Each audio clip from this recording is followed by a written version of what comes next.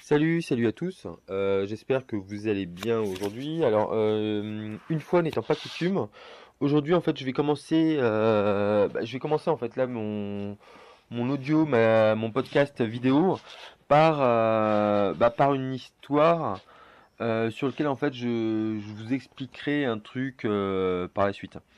Un truc important par rapport à vos émotions et par rapport à vos réactions. On va dire que c'est le thème sur lequel je suis en ce moment. Et voilà, et je suis tombé en fait sur une histoire que je connais depuis. J'avais déjà vu en fait, j'avais déjà vu cette histoire il y a quelques temps, mais je trouve que là en fait, elle est vraiment. En fait, avec les explications que je vous donner par la suite, tout devient un petit peu plus clair, un petit peu plus réel et un petit peu plus compréhensible. Et je vous en parlerai par la suite. Mais alors voilà, c'est une histoire en fait tirée de William Blake dans un de ses poèmes dont le titre c'est Prophétie de l'innocence. Alors, il était une fois un vieux fermier qui habitait un village pauvre, en pleine campagne. Ses voisins le croyaient riche parce qu'il possédait un cheval. Un cheval avec lequel, depuis des années, il pouvait labourer ses champs. Un jour, son cheval bien-aimé s'enfuit. Apprenant la nouvelle, ses voisins vinrent lui expliquer leur sympathie. Oh là là, quelle malchance, lui disait-il. Mais le fermier, assez flexible et tout, répondit.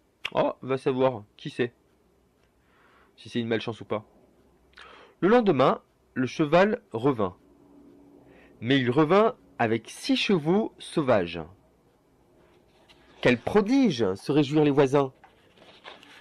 Le- Étonnamment, le vieil homme, le vieux fermier, répondit toujours un petit peu, voilà, de manière un petit peu neutre. Bon bah ouais, va savoir. Va savoir si c'est une chance, un prodige ou pas quoi. Finalement, le jour suivant, son fils tenta de sceller et de monter l'un des chevaux non apprivoisés. Qu'est-ce qui se passa? Il fut jeté à terre et se cassa bien sûr une jambe. Là encore, les voisins vinrent présenter leur sympathie pour son malheur. Et encore une fois, le nouveau fermier répondit oui, enfin, qui sait. Le jour d'après, des officiers recruteurs vinrent enrôler des jeunes hommes du village. Voyant que le fils du fermier avait la jambe cassée, ils le laissèrent en paix. Enfin, les voisins le félicitèrent encore une fois pour sa bonne fortune. Mais, comme à son habitude, que répondit le fermier? Va savoir.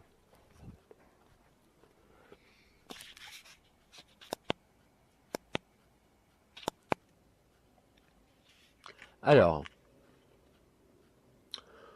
il y a des choses intéressantes qu'on peut tirer de ça. Souvent, en fait, on se dit, moi le premier, et ça rejoint un petit peu là ce que je disais dans la dernière vidéo, c'est qu'on a tendance en fait à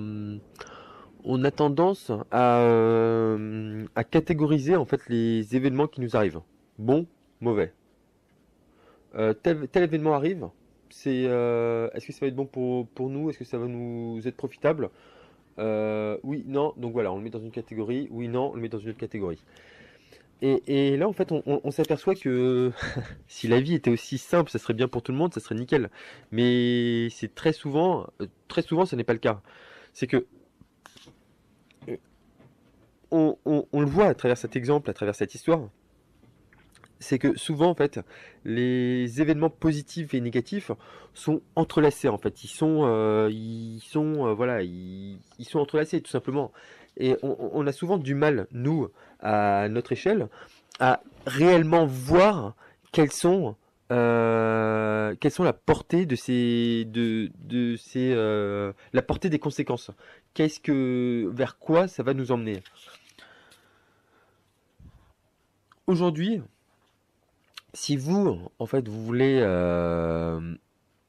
vous, si vous, en fait, aujourd'hui, vous voulez aller plus loin dans votre développement personnel, à mon sens, vous devez réfléchir à ça. C'est que tous les événements, en fait, qui se produisent qui peuvent se produire en fait dans votre vie, à une échelle courte, à court terme, on pourrait penser en fait que c'est quelque chose de négatif. Mais souvent, même pensez-y, hein, pensez-y, c'est que très souvent en fait, on trouve dans notre histoire, dans votre histoire, dans mon histoire, alors là, comme ça, j'ai pas forcément d'exemple en tête, mais on s'aperçoit que derrière, généralement, des faits négatifs, une perte de travail, un changement une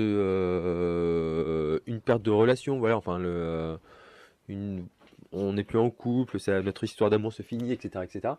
On s'aperçoit que on a à court terme, même si c'est négatif, même si on pleure, même si on en souffre, on s'aperçoit que à moyen terme à moyen terme et à long terme, finalement, il y avait des trucs positifs derrière ça. On a appris à se connaître, on a su rebondir. Et aujourd'hui, arrêtez de vous focaliser en fait sur un événement donné. Un événement donné en fait ne veut absolument, ne veut rien dire. Hein. Tout simplement ne veut rien dire. C'est que c'est- on ne sait pas en fait, on ne sait pas qu'est-ce que la vie nous réserve. On ne sait absolument pas. Donc par rapport à ça, faut plutôt essayer d'en tirer parti pour pour aller d'avant. Enfin, après, je vous l'explique comme d'habitude. Je vous l'ai déjà expliqué. Enfin, je sais plus dans quelle vidéo, mais voilà, c'est pas la façon en fait dont vous réagissez qui importe. Je crois que c'est dans la dernière vidéo d'ailleurs.